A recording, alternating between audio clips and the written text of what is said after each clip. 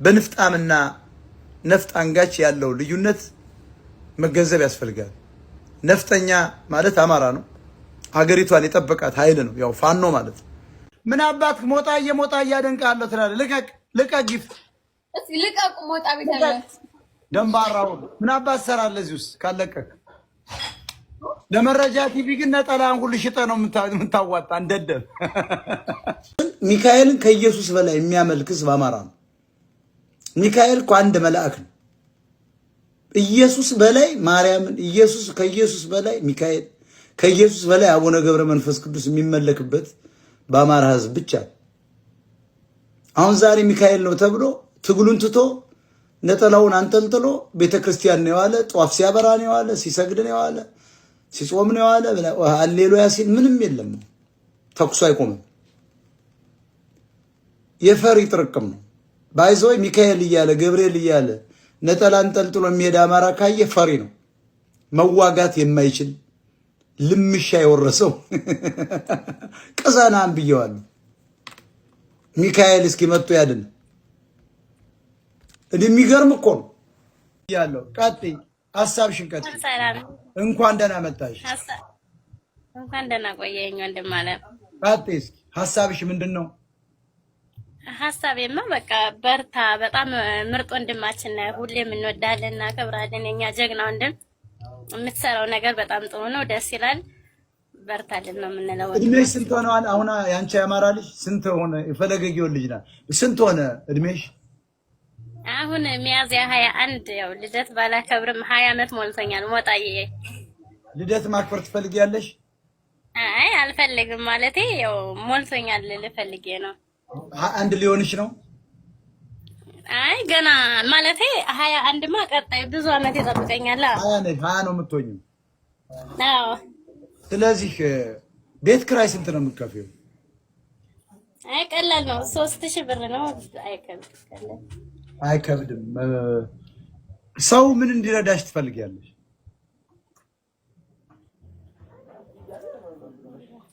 አማራዎች አሁን እየሰሙ ነው፣ ሀገር ውስጥም ዲያስፖራዎች።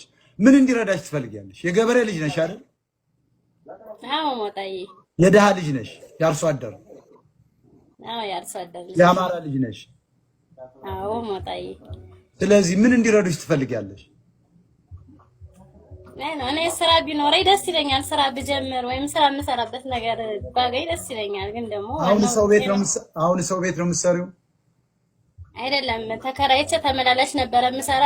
ተመላላሽ እንትን ስተው ደግሞ ፑል ቤት ነበረ የምሰራ። ፑል ቤትም ያው ከሰው ጋር ተጋጨን። አሁን ስራ ቆሜያለሁ። 1 ወር አልፎኛል። ስራ የለሽም አሁን? አሁን ላይ ያው ከበዓል ጀምሮ እየሰራው አይደለም። አካውንትሽ ስንት ነው? ባንክ አካውንትሽ? ንግድ ባንክ 1000 2 አራቱን ንገሪኝ። 20 ምናምን ብለሽ ጥሪው። ኦኬ 1000 2 ከዛ እነግርሃለሁ 27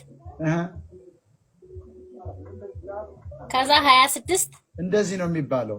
1000 ቲና 27 26 ቀጣዩ። አይ ሁለቷን እንትን ስለምላት እኮ ነው። እኔ ሁለቷን እንደዛ አድርጌ ነው ሲበል ለሌላ ጊዜ ባጭሩ ያው ሲነበብ 1000 ቲና 27 26 አሁንም ቀጣይ ያለው ንገሪኝ። አይደለም ያንዳንዱን ንገሪኝ። ሳነበው አንቺ ትሰሚያለሽ በኋላ። ጎበዝ የምትረዷት ሰዎች አሁን ቤት ኪራይ እንክፈልላት፣ የምትበላው እንርዳት። አማራን በኢኮኖሚ ጭምር መርዳት አለብን። ይቺ ወጣት ነች፣ ገና የገበሬ ልጅ ናት። የፈለገ ጊዮን ልጅ ነች። እናዝናለሁ። በዚች አይነት ብዙ አማራዎች አረብ ሀገር ይኖራሉ።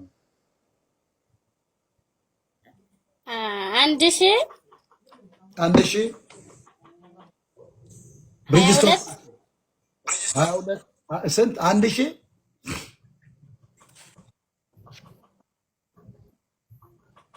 22 አልኩ። አዎ 22 ነው። 27 ነው ያልሽ እኮ ቅድም። አይ ሁለት መሀል ላይ ስላለች ነው። በቃ 22 ቀጥ እያንዳንዱን ነገር አንቺ ደስ እንዳለሽ 1000 22 72 72 61 64 34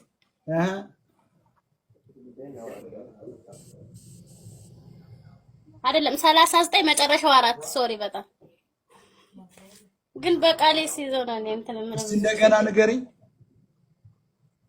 እሺ 1000 22